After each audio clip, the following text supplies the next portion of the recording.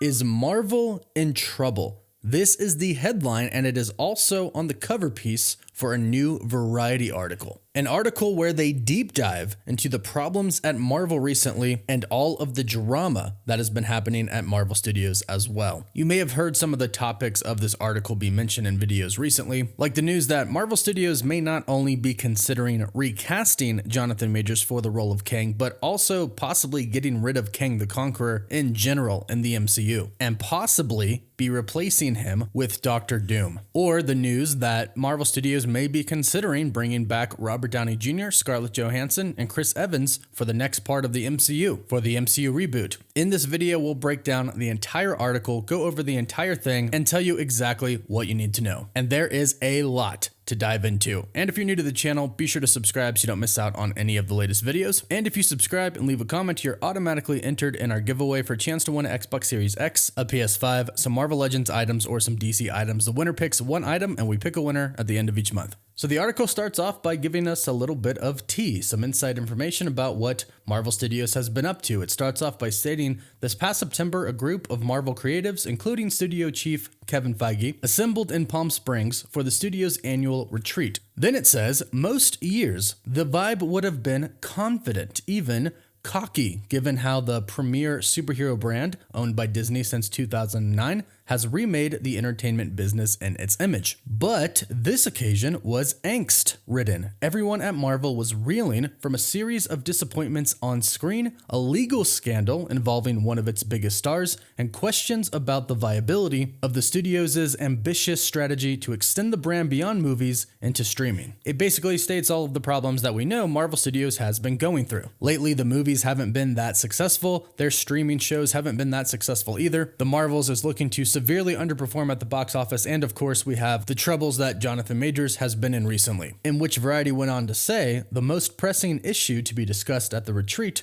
was what to do about Jonathan Majors. They went on to say, at the gathering in Palm Springs, executives discussed backup plans, including pivoting to another comic book adversary like Doctor Doom, but making any shift would carry its own headaches, in which of course they then go on to talk about how he was the main villain in Ant-Man and the Wasp Quantumania. The post-credit scene set him and his variants up to be the main villain. Of course, we have Kang Dynasty, and of course Loki Season 2 and Season 1 has set him up to be a major player. But as we heard here from Variety, at this retreat, Marvel Studios talked about plans to possibly replace Kang with Doctor Doom. That's how serious the situation with Jonathan Majors is right now. And also, it's not just Majors, but the character as well, because they could simply go on to recast Jonathan Majors as Kang, simply get another actor to continue playing Kang the Conqueror. But they're considering the lack of success that Ant-Man and the Wasp Quantumania had might be due to lack of interest in Kang the Conqueror, to the point to where if it doesn't work out with Jonathan Majors, they might just bring in Doctor Doom, which right away, go ahead and let us know what you think about that. Would you prefer that, or would you like to see Kang stick around? I know Doom is loved by the fandom. He's most likely the greatest Marvel villain of all time, if not definitely top 5, but let us know what you would think if Marvel Studios decided to replace Kang with Doctor Doom. Depending on how you look at it, this is actually great news, and since the Fantastic Four are coming, they could work in Doctor Doom somehow. And it does sound like Jonathan Majors might not be sticking around, because one insider said this: Marvel is truly effed with the whole Kang angle, says one top deal maker who has seen the final Loki episode. And he continued to state, and they haven't had an opportunity to rewrite until very recently because of the writer strikes. But I don't see a plan to how they move forward with him. So Marvel Studios might be prepping to get rid of Kang and bring in Doom. Of course, this is not official. The decision has not been made yet, but Marvel Studios is seriously considering this. It then goes on to talk about how the Marvels is looking to severely underperform at the box office, and how this is basically a new problem for Marvel, because everything from Iron Man to Avengers Endgame was, for the most part, a pretty big success. And here's where they go on to kind of talk about the flaw in Marvel's new plan moving forward with the start of Phase 4. They state, replicating that kind of phenomenon is never easy. However, the source of Marvel's current troubles can be traced back to 2020. That's when COVID pandemic ushered in a mandate to help boost Disney's stock price with an endless torrent of interconnected Marvel content for the studio's fledgling streaming platform, Disney Plus. And here's where we really start to understand what Marvel Studios' plan was. They said, according to the plan, there would never be a lapse in superhero fare, with either a film in theaters or a new television series streaming at any given moment. But the ensuing tsunami of spandex proved to be too much of a good thing, and the demands of churning out so much programming taxed the Marvel apparatus. Then they state this line, which I probably believe is the true reason Marvel Studios hasn't had that much success recently. They state, moreover, the need to tease out an interwoven storyline over so many disparate shows, movies, and platforms created a muddled narrative that baffled viewers. I know a lot of fans have complained that there just doesn't feel like there's that much connectivity in the MCU anymore. A lot of people have also complained that there's just simply too much content and they're not interested in all of it, but you kind of have to watch it a little bit, at least to know what's going to happen maybe in the future. Just saying that sentence is kind of exhausting in itself, so I can understand how fans feel. The article says the machine was pumping out a lot of content. Did it get to the point where there was just too much and they were burning people out on superheroes? It's possible, says Wall Street analyst Eric Handler, who covers Disney. The more you do, the tougher it is to maintain quality. They tried experimenting with breaking in some new characters like Shang-Chi and Eternals with mixed results. With budgets as big as these, you need home runs. And I would agree with the maintaining quality statement. The quality hasn't really been there, but in this article, we actually learn about some quality factors that have been lacking and why. And one of those is the post-production and the VFX. A source of Varieties that was close on the production of the Marvels stated, Kevin's real superpower, his genius, has always been in post-production and getting his hands on movies and making sure that they are finished strongly. These days, he's spread thin. And of course he is. Before, it was only 2-3 movies a year. Now it's 3-4 movies a year and 3-4-5, possibly 6 Disney Plus shows and special presentations. So one is Feige has not really been able to be as involved with all of these projects like he was before. And another problem, of course, is the VFX, which fans have complained about a lot. However, in this article, we find out a different core root of that problem with the VFX, and apparently it is the scripting and story.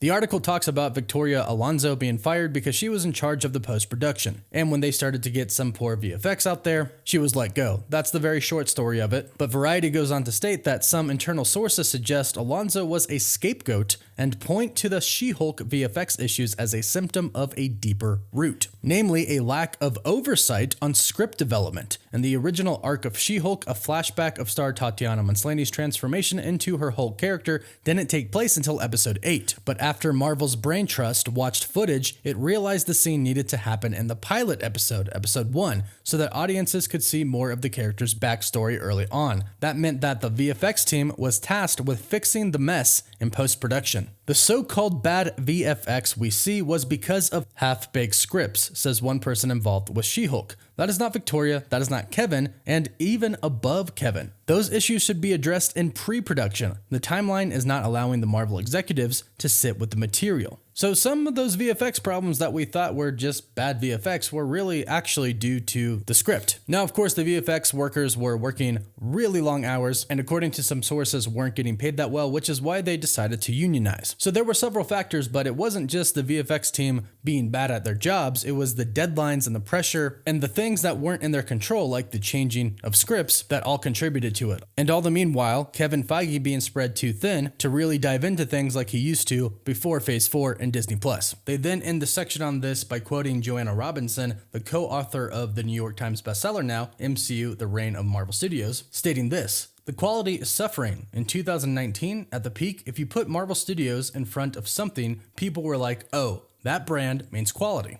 That association is no longer the case because there have been so many projects that felt half-baked and undercooked. And unfortunately, as much as I do love Marvel Studios and the MCU, that kind of is the case because they have had some projects, the most recently, underperform and not really be fully well thought out. Half-baked and undercooked is a pretty decent way to describe it, but they then go on to talk about the good. Kind of, in a way, but basically the future. They state as public criticism mounts, Feige is pulling the plug on scripts and projects that aren't working. Case in point, the Blade reboot. They say it looked promising, but the project has gone through at least 5 writers, 2 directors, and 1 shutdown 6 weeks before production. One person familiar with the script permutations say the story at one point morphed into a narrative led by a woman and filled with life lessons. Blade was relegated to the 4th lead, a bizarre idea considering that the studio had 2-time Oscar winner Ali on board. Amid reports that Ali was ready to exit over script issues, Feige went back to the drawing board and hired Michael Green, the Oscar-nominated writer of Logan, to start anew. Sounds like Blade might actually be in jeopardy, and there is a chance that it might not happen because Mahershala Ali might actually bail if the script doesn't continue to get better. We've heard reports recently that that might be the case, but let's cross our fingers and hope that isn't true. But it continues to state, with Iger publicly acknowledging the downside of a Marvel TV glut that diluted focus and attention, the keepers of the comic book empire are considering some dramatic moves. Sources say there have been talks to bring back the original gang for an Avengers movie. This would include reviving Robert Downey Jr.'s Iron Man and Scarlett Johansson's Black Widow, both of whom were killed off in Endgame. However, they state, but the studio hasn't yet committed to the idea. If it were able to bring these actors back, it wouldn't come cheap. Sources say Downey Jr.'s upfront salary for Iron Man 3 was around $25 million. So here you have it, a huge outlet like Variety with their own sources confirming Marvel Studios is indeed truly considering bringing back the original Avengers for another Avengers movie. And since the multiverse is in effect now, that shouldn't really be that big of an issue, especially with a soft reboot as well. Now, this article also went on to talk about the Marvels and the problems that they have had, but we've done a lot of videos on those, and it's everything that we've heard before, so we're going to skip that part. Basically, to summarize, they have a new director who hasn't exactly been saying the best things about the movie, like she had to call Dustin Daniel Cretton, director of Shang-Chi, on set and ask what any of it even means, showing her lack of knowledge about the MCU. Then, of course, they recently did some reshoots for the post-credit scene, which we've been talking about recently, that's going to have a Fox X-Men character. But of course, the box office is looking to be very underwhelming as well. And of course, they've had to do a lot of reshoots before, and they've had to move their data back a bunch. That's basically what they talk about, but they end on some very important notes. Concerning Jonathan Majors and the recasting, they state, a studio source notes that regardless of the actor's legal issues, Marvel already had considered moving away from a Majors-led phase because of the box office performance of Quantumania. And they say that Marvel is not afraid to make changes and make waves. So Jonathan Majors and Kang possibly being out might be a real thing, and possibly Doom coming in is a very, very realistic reality. And then the final thing the article ends with is this. The key to reinvigorating Marvel may lie with the superhero arsenal that Disney acquired during its 2019 purchase of 20th Century Fox. That deal brought several blue-chip heroes such as the X-Men and the Fantastic Four back under the studio's control. Already fans are geeking out about the next year's Deadpool 3, which unites Ryan Reynolds' Merc with the Mouth with Hugh Jackman's Wolverine and a reboot of a Fantastic Four slated for 2025. As a bonus, the Fox editions give Feige an opportunity to reimagine the X-Men franchise, the very property he cut his teeth on as a young executive at Lauren Schiller Donner's production company. Now that the WGA strike is in the rearview mirror, Marvel has started talking to writers about bringing the X-Men into the MCU fold, while Feige recalibrates the rest of the industry is anxiously hoping that Marvel's best days are not behind it. Writing the Marvel obituary would be ill-advised, says Jason Squire, professor emeritus at USC School of Cinematic Arts and host of the Movie Business podcast. Kevin Feige is the Babe Ruth of movie executives, and Marvel has the most profitable track record in movie history, no question. And that is the end of the article. So certainly, a lot has been happening at Marvel Studios. But hey, they entered into a new realm with Disney Plus, and yeah, they were stretched too thin because they didn't anticipate all that it would take to really get everything done. So we have to keep in mind that this all was very new for Marvel Studios. But as time goes by, they should get better at it. And in Kevin Feige we trust because he did do an incredible job with the Infinity Saga. Plus, like they state, the X-Men and the Fantastic Four are coming, and they could be the key to reinvigorating Marvel, as well as bringing some of the old characters like Iron Man, Black Widow, and Captain America back. But we also know that Kevin Feige is really working on making Marvel better. So hopefully that is exactly what is going to happen. But hey, we just unpacked a lot of information. Let us know all of your thoughts about this in the comments down below. And to keep staying up to date on Marvel news, be sure to subscribe so you don't miss out on any of the latest videos. You can also find us on Instagram and Twitter. And as always, thank you all so much for watching. Woof woof.